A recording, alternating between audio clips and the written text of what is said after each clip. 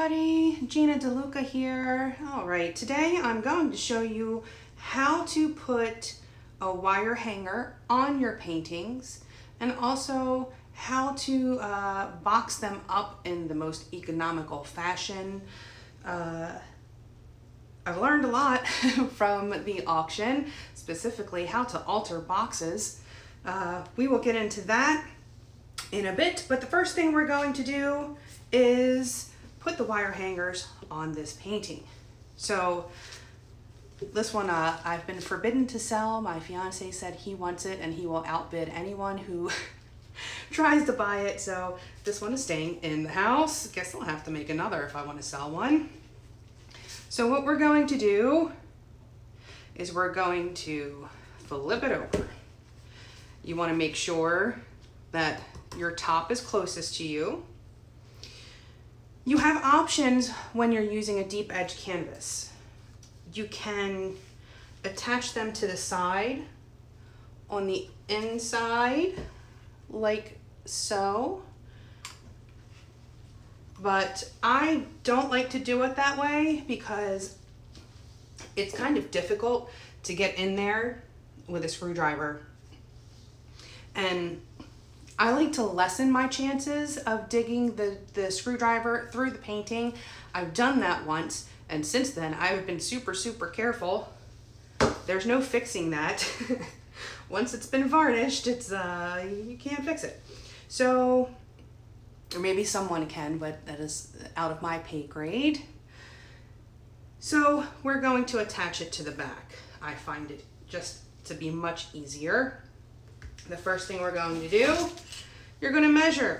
So I know that this is well, let's do it that way so you can see the numbers. This is a 12 by 24, and you want your hardware to be 1/3 of the way. So 1/3 would be 8 inches, right? 4, 8, 12, yes. So we're going to do it at 8 inches. And what I like to do, I have a little throwaway screwdriver. This thing is pretty much useless for, it came with the hardware kit, with the hardware pieces. I get these off of Amazon. These are in my Amazon store. You can find them. I usually look for the best prices on things. So that will be in the Amazon store. But this came with it, and really it's not very good for putting the screws in, but what it is good for. So halfway in, I will make a little dent, kind of a little starter hole, if you will.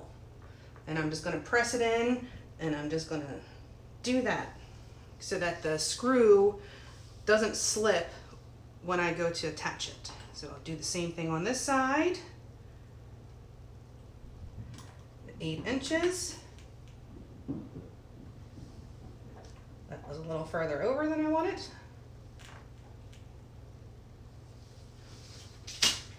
Okay. Oh, I already have them out. So the next step, grab a better screwdriver. And I don't want to do that with this because this is a good one, and I don't want to dull it more than necessary. There is a side. So let's see if I can get you to see it. One side is flat and the other side is a bit curved. So right now the curved part is on top, and that is what you want. Flat side to the wood. And so now I have that little starter hole. It's going to make it easier to get it in there. Now, this is important. Don't apply too much pressure. That's when it winds up slipping and going through your canvas. So, light pressure at the start, and I'm holding the screw to keep it from slipping. And once I feel that the threads are catching the wood, now it's in there. Now I can apply a little more pressure because it's not going to slip. Hopefully you can see all that.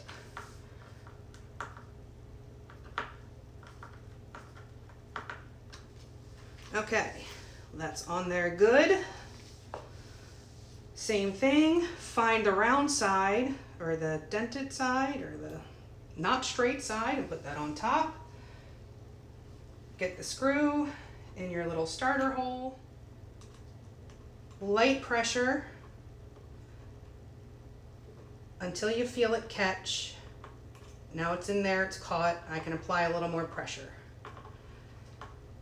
Again, I'm still protecting the canvas. I have my hand in the way. I'm holding on to it just in case. You don't want it to slip. That was the worst feeling. Just stabbing my own painting. It was not good.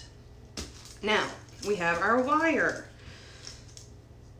I also have this in my Amazon store, but it is readily available everywhere.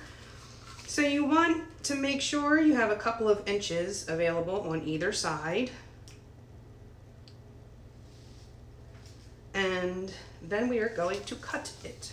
Usually I use wire cutters. They seem to have walked off, so just some heavy duty shears. I mean, these are from a dollar store. They're not that heavy duty, but it's not something I'm using for fine detailed paper cutting. Okay, so leaving a couple of inches on either side. And then we cut.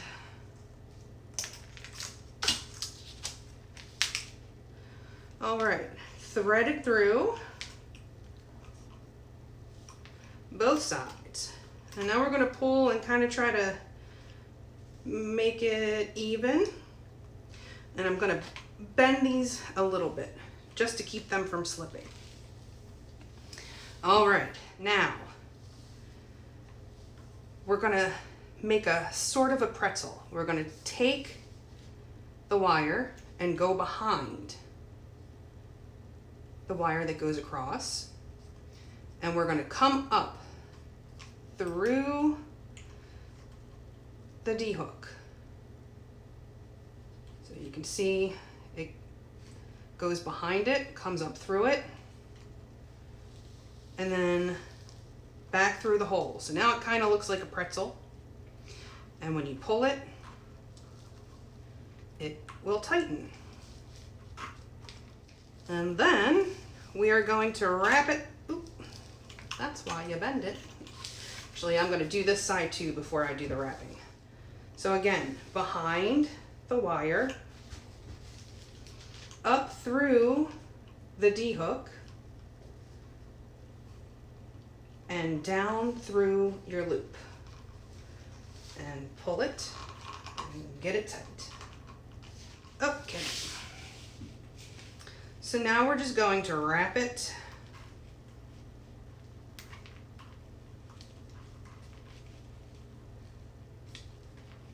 And this is more wire than necessary for a piece of this size, but I like for it to be secure. Okay, so now we have like a few wraps going down. I like to do 6 or 7, and then you go back up,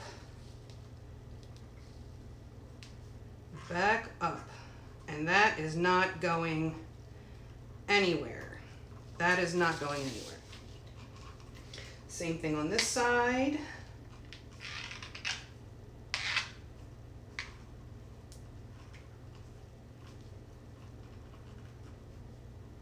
And then back up. And that is going to be a very secure wire. That is how you hang very heavy pieces, and it's not going to slip on you. And that is how we wire up our paintings. And this is ready to hang. My fiance is going to be so very happy. Maybe I'll surprise him and hang it up before he gets home. It was his birthday recently, so I can surprise him when he comes home from work. Okay, this is an 18 by 24 box. You can't see the whole thing, but it is an 18 by 24, and these side walls are 5 inches. I got these without knowing that the difference between shipping something that's 4 inches deep and 5 inches deep can be a $20 difference or more. So sometimes it would actually be cheaper to send 3 boxes than one 5-inch box. So we are going to cut these down. I want these these walls to be shorter. So what I'm gonna do is cut this box in half so that it's a top and a bottom, so to speak. So I'm going to cut right down the center of the side wall. I have found that my trusty level is great for this. It was the perfect size that I needed, but if you didn't have this, what you would do is measure it out what would be half. So you would be doing 2.5 inches, mark it off, and then cut it. But I really like using this because I feel like it offers me some protection in case my my box cutter slips. When I set it, I'm not setting it very deep. I just want to score it. I don't want to cut through both layers. So you just want to make sure it's just enough to score through the cardboard and not cut the other side. So I'm going to make sure that my fingers are inside of the level, not out here. And I'm just going to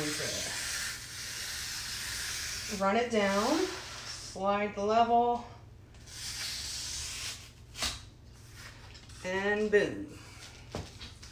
And I'm going to flip it over and do the same thing to this side wall.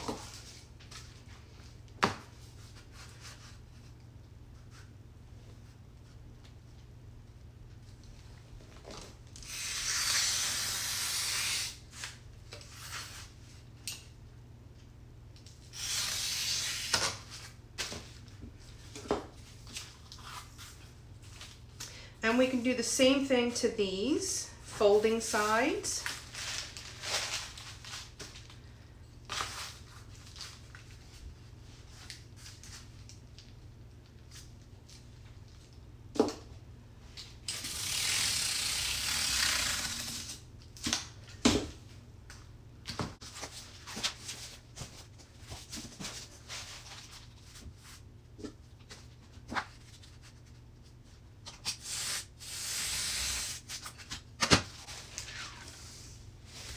And flip it over, and we're doing the same thing to these folding sides. This is going to make the difference between something costing $10 and $40. It's absolutely insane.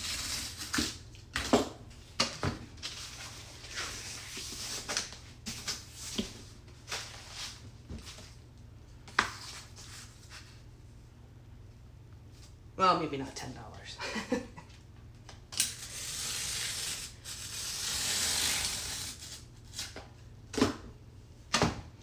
All right, and then I'm going to bend it back, and you'll see it kind of snaps.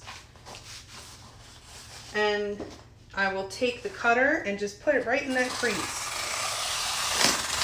and score that other side. The crease will kind of hold it in place.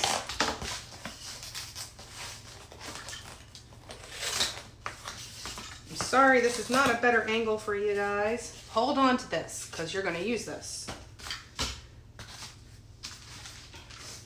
I don't like to waste anything. I try to reuse everything that I can.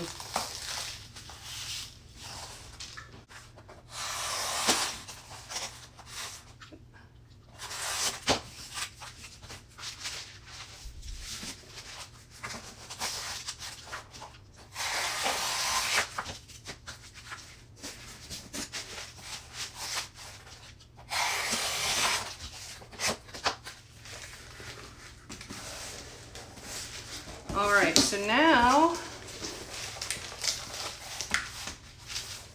we need to separate this side. And I find it easiest to do this to come in from the inside, at least for the beginning part. And you find that crease.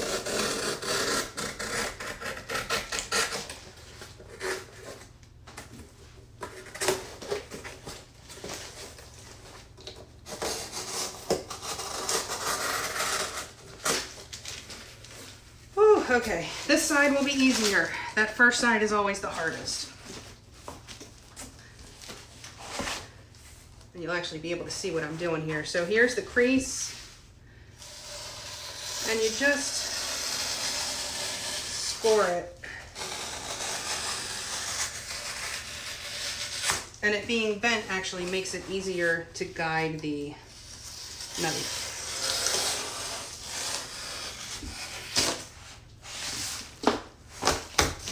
Okay, we have two pieces.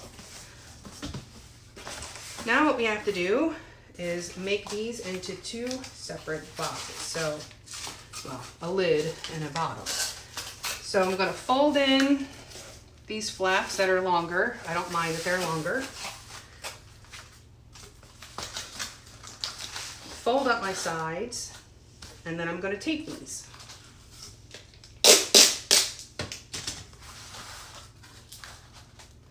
I find that taping over like this works better than just trying to tape it long ways. It just seems to be more secure that way. It doesn't pop off.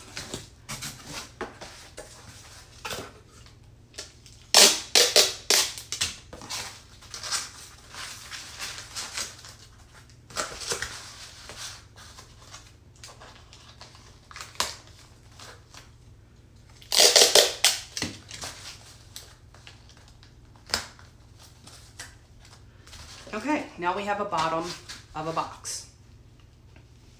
Painting goes in, but now we have all this space, and what do? I ran out of the little puffy thingies. So I devised this little system here. So I'm gonna fold it at like a third and a third. Fold it going one way, fold it going the other way. And now I want to see how deep is that? How much space do I need? So I'm going to bend it right around where, just a little short of like how much space I have. So it's going to be like a little over an inch there. So you can see it looks like that. Same thing with the other side, bending it about an inch. And now we have this little thing here. But it's cool. You slip it in there, and by the time you have all four of them in there, it will keep this from jostling around. And less waste, which we love, right? I mean, who wants to keep taking all the stuff out to the recycling?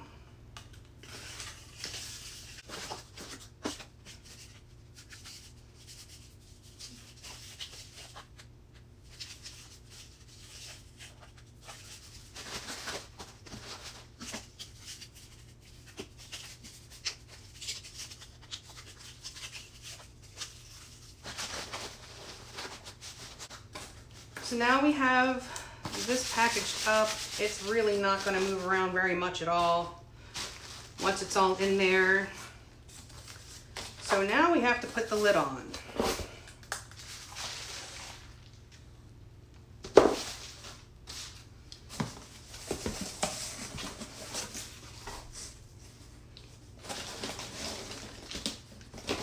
Put it on, bend your sides down.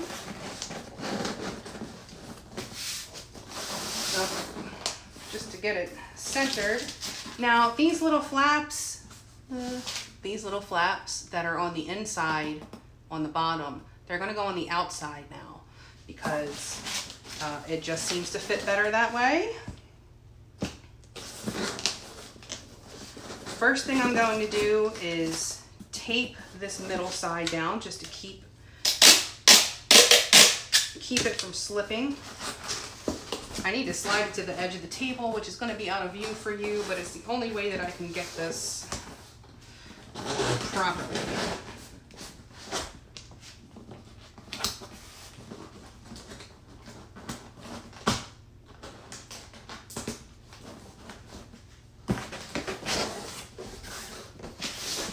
Same thing to the other side. Okay, so you can see how I've done that. So that holds that in place. And now I will do the same thing to these parts. And now I'm going to do the flaps. So you just fold the flaps around and we will tape them. I wish I had a better angle for y'all here. So when taping these sides, let me see if I can, nope, that doesn't help. Okay, well, there we go. When taping the sides, I try to catch the edge of the side there instead of just doing it in the middle. Anything that can catch, I'll have to tape that again. Anything that can catch when they're shipping is a bad thing. So you want to make sure you tape up anything that might be sticking out. I always do these edges too, just to make sure. So I will continue with these corners. All right, so my flaps are taped down at the sides, and now I'm just going to tape any areas where there's exposed corrugated board or where it's just not smooth, where I could catch on something.